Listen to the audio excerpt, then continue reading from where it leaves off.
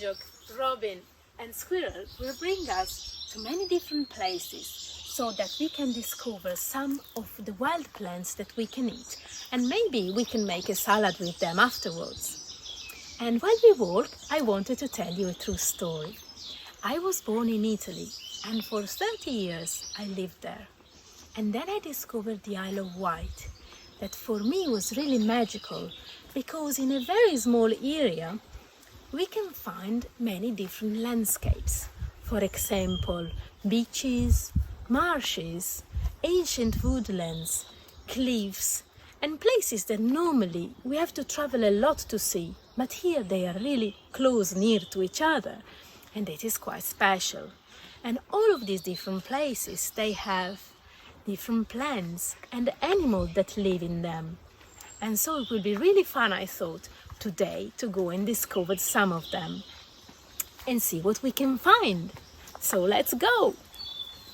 Just before we start our walk, Mr. Fox brought with us his favorite book, and this is called The Woodland Chef's Guide, and it tells us how to collect plants in nature.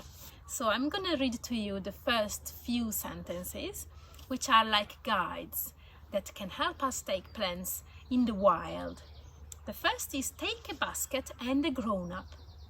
The basket to collect, and the best basket that I can advise you to carry with you is this type, which is called a wicker basket and is made of willow. And the grown-up to check that we are taking the right plants, because you know there are many plants that are edible so that we can eat, but some of them can make us sick and some of them can also make us die. So we really want to make sure that we are taking the right ones, and we want to have somebody with us that can teach us and show us which are the right plants to take. And then it says, if in doubt, leave it out. And this means that if we both are not sure 100%, we better not to take the plants. Always pick, never pull. So we can take a pair of scissors with us so that we make sure we don't really take away all the plants with the roots. And this is very important because plants need to be able to survive. And then the last one, it says, pick just few leaves per plant. Leave always some for wildlife and for the plant to keep growing, which makes sense. We want to see many more plants in our planet than the one we already have. So now we can start our adventure, and let's go and discover some plants. In the woodland you can find really interesting plants, like this one that we have here. This is called wood sorrel, and it likes to live under the trees in the shade, and it really likes not to be disturbed too much. So we'll try to be careful, and I'll show you how it looks. If you come closer, I'll show you a little leaf. Every leaf is made by 3 heart shapes. It's very light green color, and it tastes a little bit like lemon or apple peel, and it's fantastic when you're thirsty. In the spring it does little white flowers, and you might find a different variety which is slightly bigger than this with pink flowers. It's the cultivated type and is edible as well, and it has the same taste. So we can take a few leaves for our salad.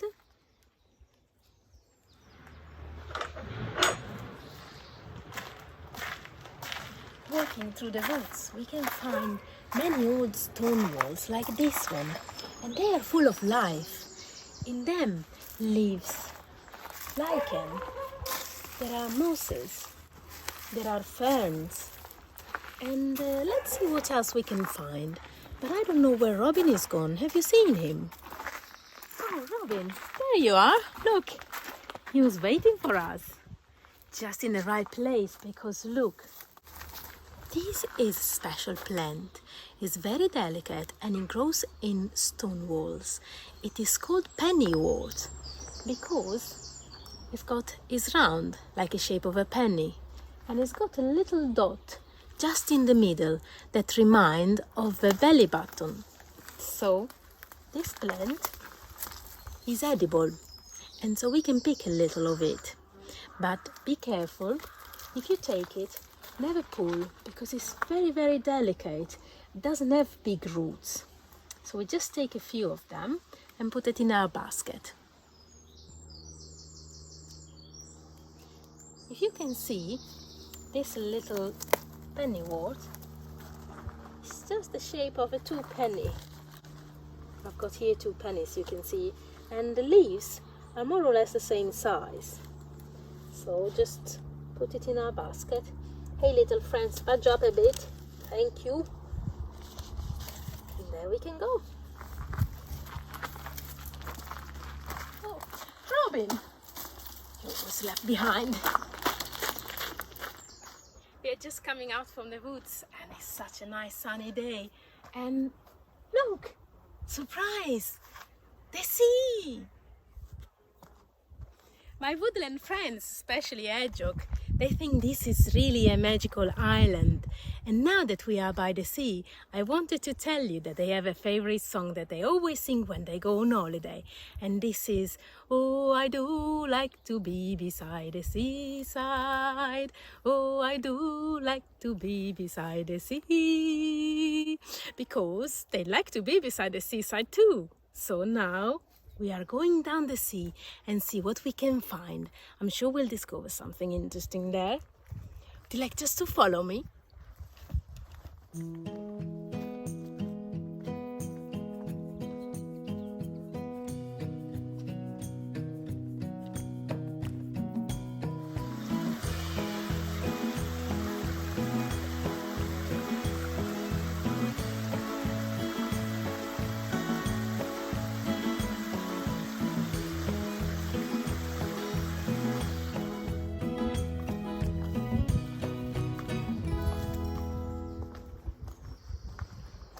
Here we are by the seaside, and it is really a different landscape from the woodland, isn't it?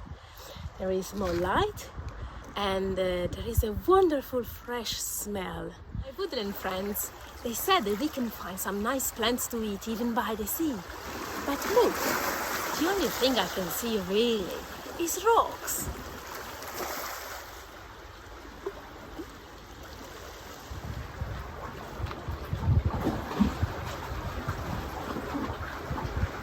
Surprisingly, we found some plants to eat by the sea.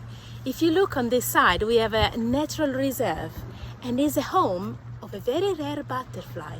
It is called the Glenville fritillary butterfly, and she is out just in this time of the year. So if we are lucky enough, we can see it. And the interesting thing of this place is that there are a lot of edible plants. I can see the yellow flowers, which is a sea radish. I can see the white little flowers, which is a sea kale, and some sea spinach all around at the bottom. And there is also a very rare plant, which is called rock samphire. And in the olden days, it was so rare that it went just from the Isle of Wight to London for the Queen and the rich people there. And all these plants are best to be cooked, but there is just one that it can be just perfect for our raw salad. And the plant that Mr. Fox will point us to is called Sea Purslane, and it's just down here, as you can see. And it's, oh look, this is the butterfly. The Glenville fritillary just passed by. So lucky we are today. So yes, this Sea Purslane is also here outside from the natural reserve, and if you come closer you will see this special plant. The Sea Purslane has got these tiny leaves that are silvery green and very small sparkly dots, which are the crystals, the salt that they take from the sea. And the stalk is slightly pink, so we can pinch some leaves, and Mr. Fox will take them to the basket.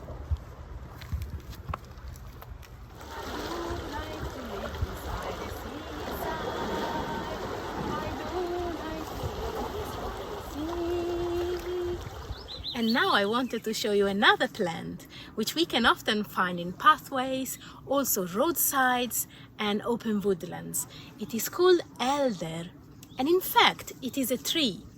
It can grow up to 10 meters, and in the early summer it has these wonderful little flowers, and if you come closer you'll see that they are like little umbrellas.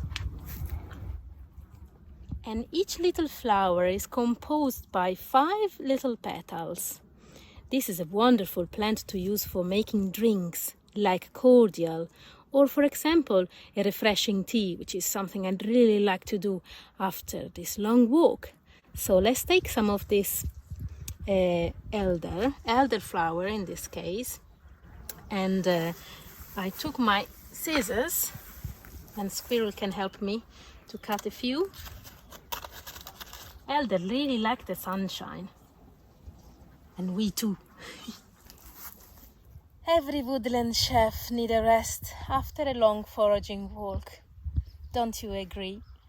And what the best place to be than in a wildflower meadow and a grass field in a sunny day. I can see that here we have lots of wild flowers, and especially one that I wanted to show you. If you come near, you'll see it. This is called red clover, and it's just out in the early summer. It's like a pink ball, and you can find a white version.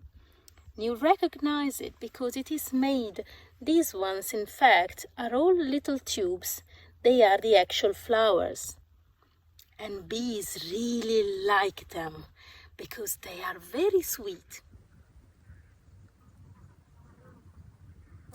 These are edible flowers, and they have got these 3 leaves.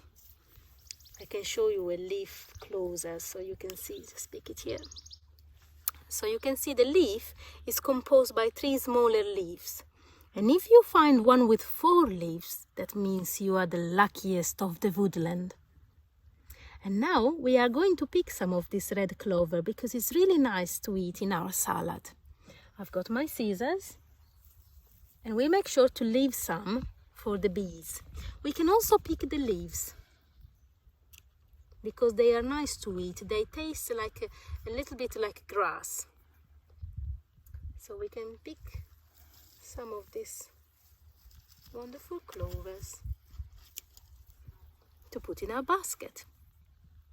There is just one more plant that I wanted to show you, and that we might be able to find at this time of the year, and maybe it's just in your garden. And if you look here, there it is. This is violet leaves. Violet, it flowers generally in the spring, and it's got some purpley blue flowers. The leaves are edible, and they are full of vitamin C. They are dark green, and they have lots of tiny veins. They have an heart shape. So we'll pick some of these for our salad, and then we can do something interesting with it. Now that we have everything ready, you can see why this basket, which is called a wicker basket, is going to be very useful. We are going to wash everything, so I just put it on the floor. And with some clean water, we are going to wash the plants gently. Give them a little wash. And then we're going to tip it on a towel. And this, you see, has got tiny little holes that will let the water through.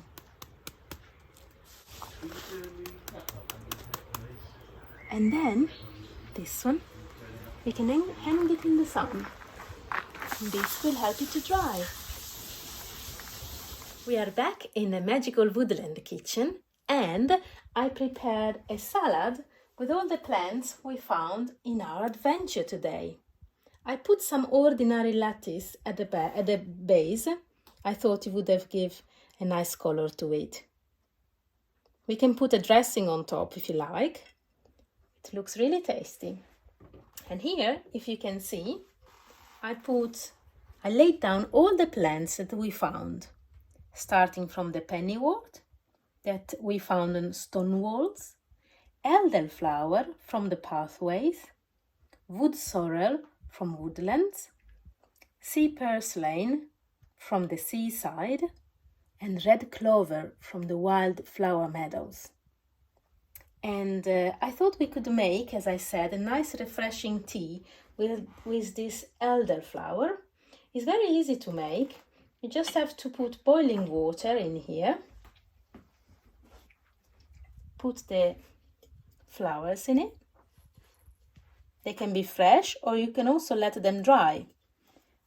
Just put hot water and let it stay there like 5 to 10 minutes. Cover it up. This will make so that the flavor stays, and we can wait. In a minute we will have it. Why don't we try a nice game? Just we can take inspiration from the shapes of the plants we found.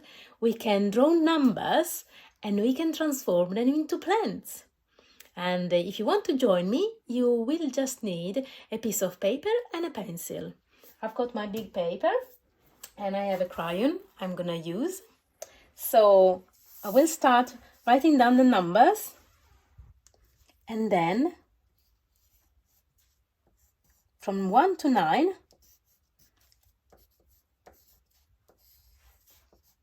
I started a little bit, and then we're gonna transform the numbers into plants. Are you ready? 3, 2, 1, let's go!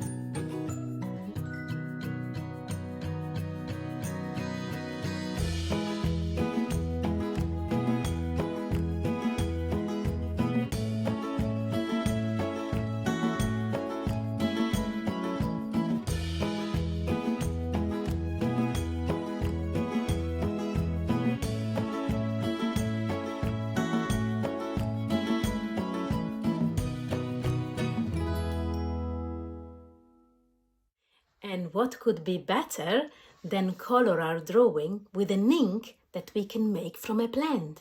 And for this we are going to go into my studio, which is the place where all the most colorful magic happens. Let's go. And now we can make some ink that we are going to take from rose petals. I took some yellow petals and some pink petals, and then we can use these inks to color our drawing. To do this, we need this hot water, which is not just normal hot water. Basically, I took some wood ash and I soaked it overnight in some rainwater. And then I took that water, which has got the color of the apple juice, and I almost boiled it. This water is very special because it contains potassium carbonate. And this element helps the color to come out from the petals. So we have this hot water and the petals, and it's very easy to do. First we're going to try the pink petals, and I challenge you to tell me which color do you think it will come out from that.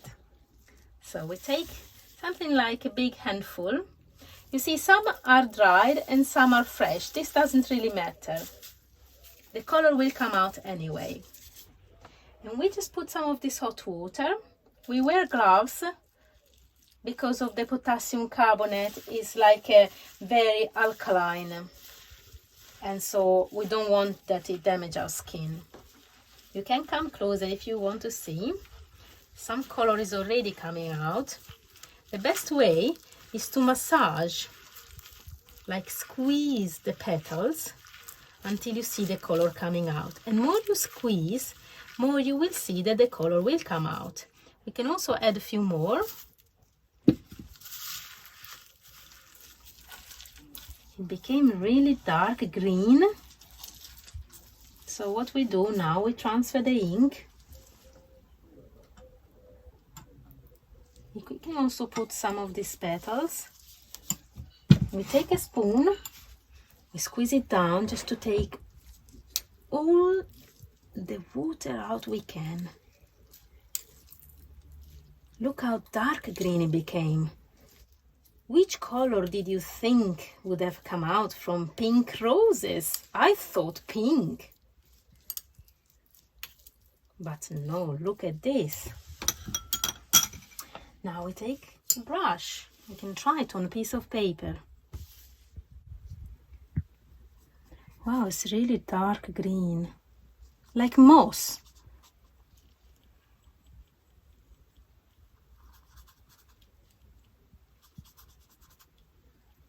It's very thick as well.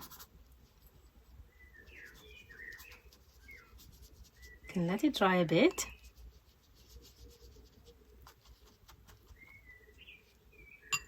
And we can also try an experiment. We can try to put some lemon juice. Let me just take a brush and see which color we get out from it. Now I want to try squeezing some lemon, just a few drops, and try to put it on the green and see which colors comes out of it. Oh gosh, this is the most amazing thing I've ever seen. Look, it's pink again. I can't believe it. This is pure magic.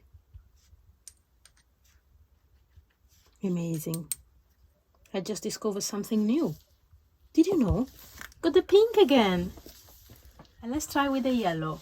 Yellow petals. Now, which color do you think will come out? I'm very excited now. We need a place where to put this one when it comes out. So let me just give this a clean. I'm gonna put it in there. Again, hot special water with potassium carbonate. And squeeze. Be careful because the water is really hot. So at the moment we have a very nice yellow color, which is in fact the color I expected. Yes, this really seemed to be yellow, so if you guessed yellow, you were right. It's actually very intense. We put it in our bowl with the petals that we are going to squeeze in a minute. Look at this color. Wow. It's really amazing. Just use the spoon to squash it down. Now we are going to try and paint our piece of paper. This is a little bit more liquid. Oh wow, really intense deep yellow with this.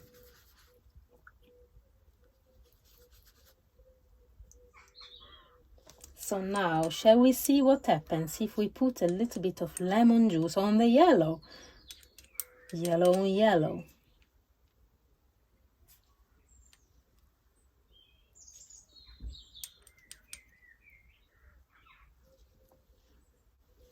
It seems that it's going pink as well, but in a slightly different way.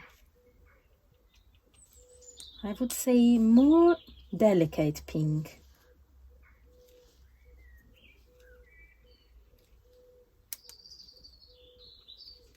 What do you think? It's much more subtle, but it looks pink as well. These experiments are so satisfying. So I think that now we can color our drawing. I let you color yours as well. It's gonna be fun. I'll do some yellow and some green.